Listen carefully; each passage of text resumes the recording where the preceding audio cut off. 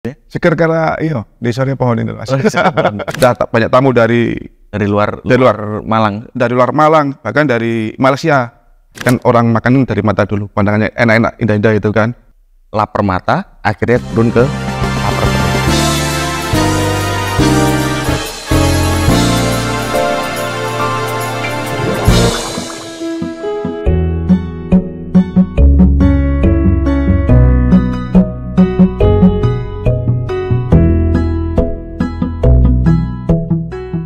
Sobat obrolan pagi SJP, ketemu lagi dengan saya. Kali ini saya bersama seorang tokoh wirausahawan, entrepreneur, Mas Ali Supandre, atau biasa dipanggil dengan Cak Pandre.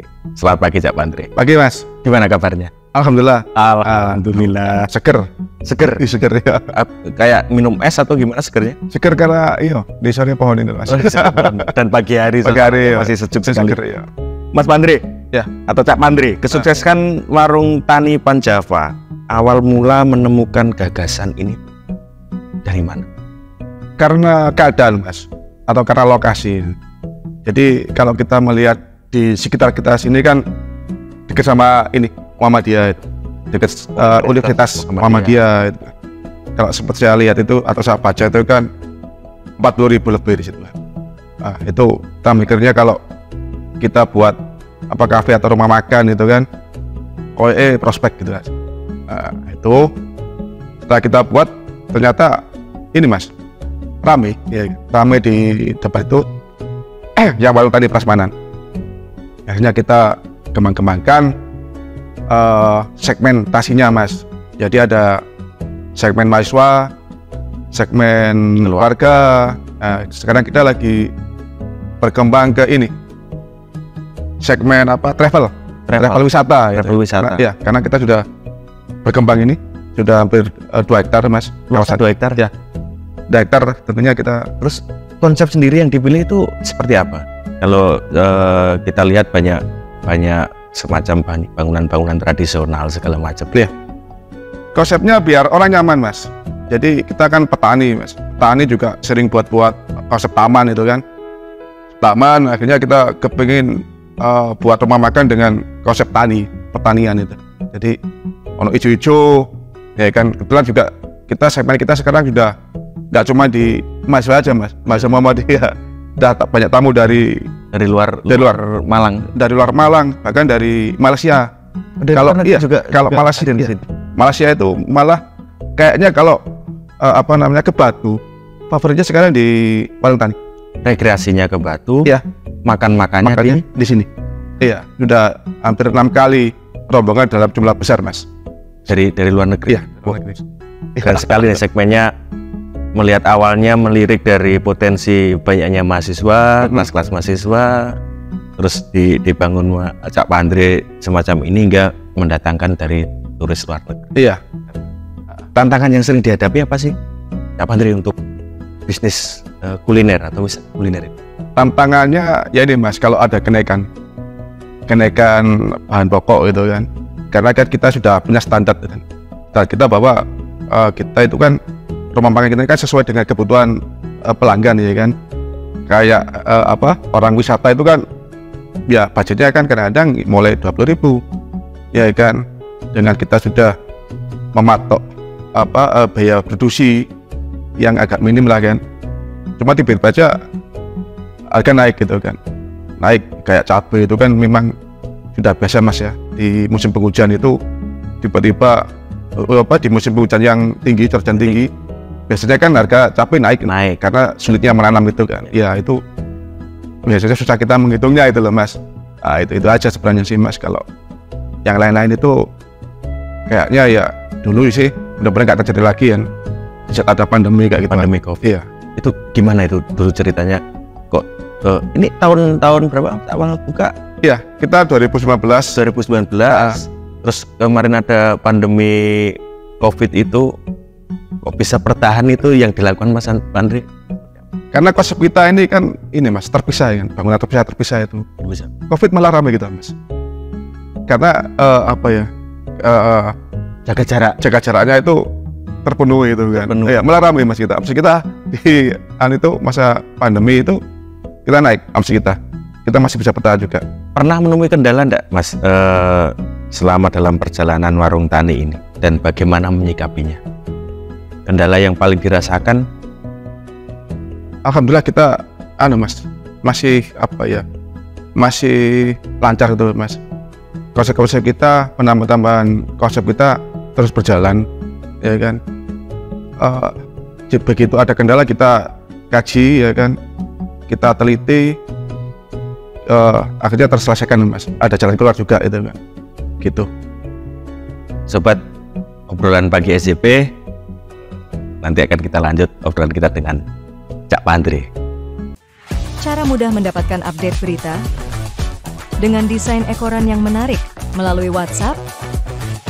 Yuk follow atau ikuti WhatsApp channel suarajatimpos.com. Cak Pandri, Ya, di Malang ini kan lagi booming wisata kuliner, kafe-kafe di mana-mana. Untuk menjaga bisnis atau usaha ini agar tetap memenangkan persaingan, itu seperti apa yang dilakukan? ya itu tadi Mas. Kita harus, sebenarnya kalau kita ngomong pasar Mas ya, pasar kalau kita buka data kunjungan wisata ke Kota Malang itu saya baca itu kalau nggak salah 12 juta Mas. 12 juta Per tahun ya. per tahun. Ya. Kalau di Kota Batu itu kan kunjungan wisata 7,5 juta. Ini adalah pasar Mas. Gimana kita ikut meramaikan lah gitu kan. Orang yang berwisata ke Batu, ke Malang Raya itu kan. Gimana caranya bisa ke sini gitu kan, bisa mampir gitu kan. Ya alhamdulillah kita sekarang udah ngembangkan Mas, kita punya toilet lagi. Kita di sini ada toilet. Fasilitasnya nambah. Iya, kita nambah toilet ya kan. Kita kerjasama dengan travel. Tentunya itu tadi punya anggaran berapa, maunya kayak apa. Berarti based on budget. Iya. Punya duit berapa, nggak usah balik, tetap bisa Iya, sini gitu. kita hitungkan. Ya bocorannya 17.000 Oke, ya kita tatakan, ya kan, berapa jumlah orangnya itu Mas. Nah, kalau berarti kita nggak gitu ya nggak kuat kita Mas sekarang. sangat menarik untuk sobat obrolan pagi SJP. Jangan takut untuk datang ke warung tani Panjava. Berapapun duitnya bisa diatasi oleh Cak Pandri. Cak Pandri. Wong tani, Mas. Uang tani. Wong tani. Uang tani. Militer. Deket, ya. Uang tani. TNI. Oh, TANI. Nah, iya. Kirain tani. Cak Pandri bisa aja. Cak Pandri ini tidak dipungkiri banyak sekali yang mencontoh konsep bagaimana warung tani Panjava. Tetapi dalam perjalanan juga banyak yang istilahnya kolaps atau tutup segala macam. Sebenarnya kunci sukses Cak Pandri dalam mengelola bisnis wisata kuliner itu apa sih? Ya kalau menurut saya ini Mas, kalau kita niru warung tani Prasmanan itu berat Mas. Oke lah rame itu, rame. Cuman perlu diketahui bahwa untuk makanan Prasmanan, sajian Prasmanan itu kalau hari ini nggak laku Mas, besok nggak bisa dipakai Mas. Untuk mengatasi itu menarik itu. Ya. Prasmanan konsepnya kan masak banyak, pengunjung ngambil-ngambil sendiri. Ketika itu seumpama tidak habis, itu ada dikemanakan itu? Ada yang malam, ada yang datang biasanya. Maksudnya malam ada yang datang? Datang ya, Cak, lapar Cak, monggo diambil itu. Oh, masyarakat sekitar, ada yang teman. Ada lah, Mas, kita nggak enak kalau nyebut. Oh gitu ya. Ada, biasanya kalau nggak habis, ya kan, makanya harus pas gitu kan. Tapi kalau kita penyajiannya sedikit, nggak menarik. Kalau banyak, resikonya lebih ya, lebih nggak habis, ya kan. Akhirnya besok dipakai lagi, nggak seger, nggak fresh. Lah itu resikonya di situ. Sehingga tetap bermanfaat gitu ya. Iya, resikonya kalau orang buka Prasmanan itu, begitu besoknya dipakai lagi, dimakan, orang nggak akan kembali lagi. Sudah nggak fresh. Nggak fresh, gitu kan. Gitu. Tapi dipastikan ini bukan makanan sisa ya. Bukan. Ini adalah lebih ketika konsepnya prasmanan, resikonya seperti yang Kak Pandri bilang tadi, ada lebihan dan itu harus bermanfaat. Mas Pandri ini juga menarik. Selain bisnis kuliner yang sudah sangat berkembang dan maju ini, Mas Cak Pandri juga konsisten perhatian di bidang wisata. Sebenarnya motivasinya itu apa sih? Apa hubungannya dengan wisata dan kuliner? Ya, jadi kalau saya melihat sekarang Mas ya, kalau orang makan itu dengan apa ya, dikombinasikan dengan wisata, itu panca inderanya itu terpenuhi Mas. Kan orang makan dari mata dulu, pandangannya enak-enak, indah-indah itu kan. Kalau pandangannya indah, dia akan makan itu Mas. Artinya sesuatu yang tidak bisa dipisahkan ya. Kalau kita tidak ada pohon-pohonnya gini ya kan, orang makan terus panas gitu Mas, keringetan itu kan juga butuh yang seger-seger tadi. Jadi bisa dibilang lapar mata akhirnya turun ke lapar perut. Gitu Mas. Itu rumus yang menarik dari Cap Andri. Iya. Jangan kemana-mana, kita saksikan obrolan pagi SJP setelah yang satu ini.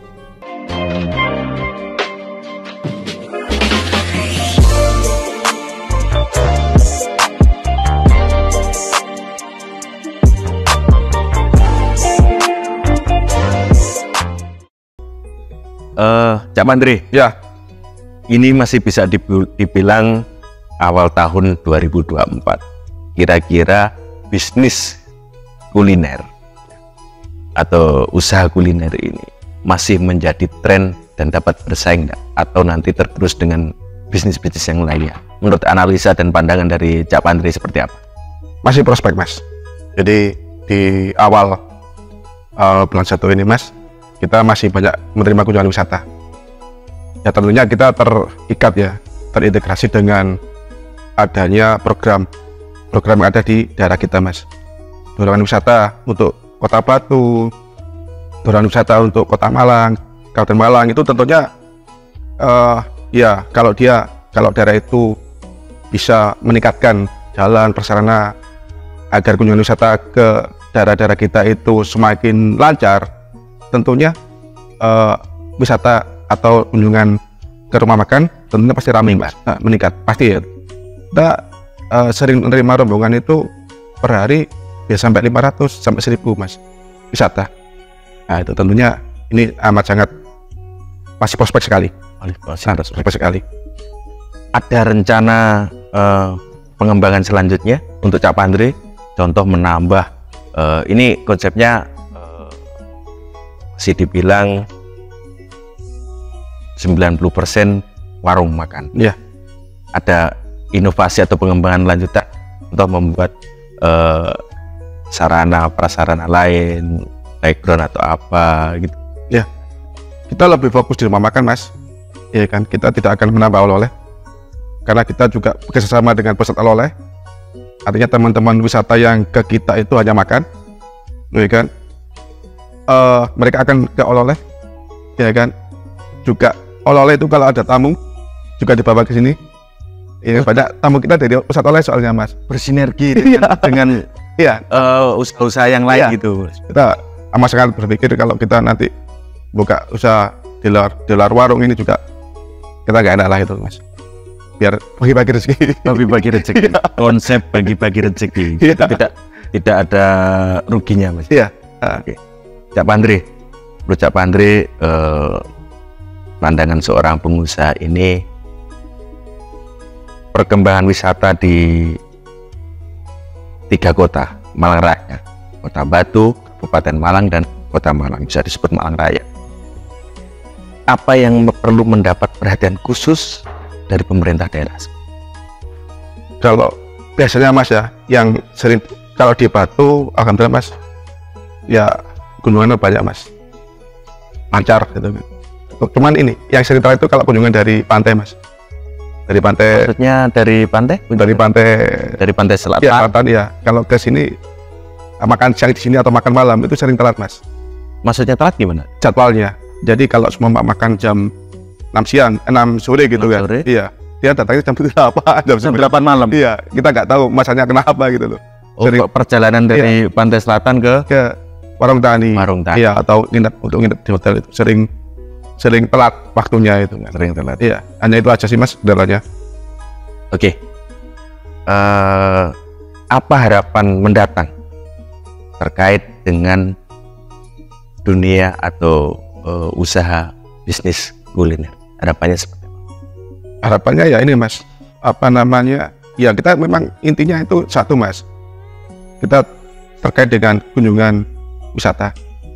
Kalau di Batu itu 7.500.000 ya kan, ya mudah-mudahan tahun ini meningkat. Yang Kota Malang kepada 12 juta meningkat ya kan. Kabupaten berapa tadi?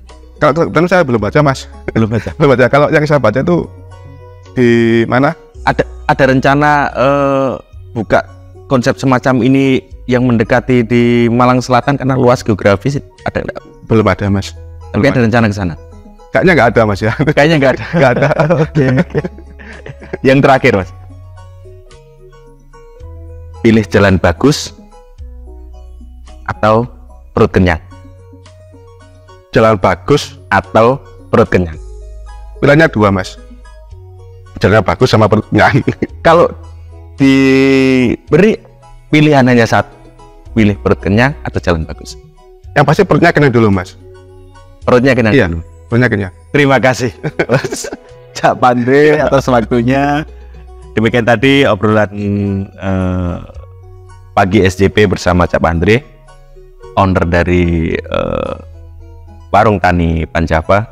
Jangan lupa, jangan takut, berapapun duitnya datang ke sini bisa diatasi oleh Cak Pandre. Salam. Rasa